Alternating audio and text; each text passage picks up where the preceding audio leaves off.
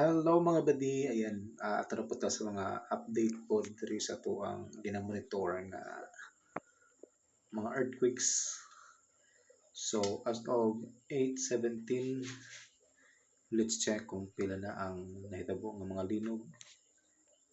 Ayan, so as of 8:17 na natay total of 99 earthquakes. And as of this moment, yung nagbi-blink, ayan, ito ay sa may bandang Balut Island, sa may municipality of Sarangani, Davao Occidental na may 4.3 na may 4 kilometers. Yan po yung pinaka-latest as of 7:57 and time check it's already 8:18. Then ayan po yung mga nagaganap na mga lindol ngayon. So may dilaw, ano itong dilaw? Ayan. So as of 1:41 na may 3.3 sa may Governor Generoso. Sobrang layo na po ito kasi 132 kilometers yung lalim na may 3.3 magnitude.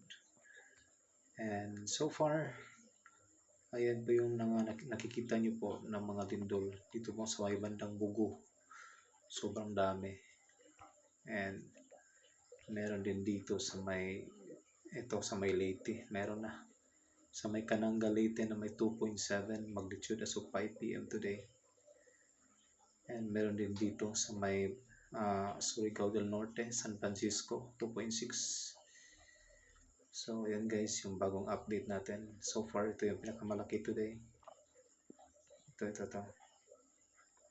Ayan. Hindi. Ayan, na may 4.9 sa may East of Manay, Davao Oriental. So, ayan guys. So, magbibigay lang tayo ng mga updates soon sa mga susunod pa ng mga oras. So, this is for the latest update on the monitoring of earthquakes. And as of today, we have total of 99 earthquakes as of 8:18 this evening. Alright, see you again next time. Thank you so much for watching.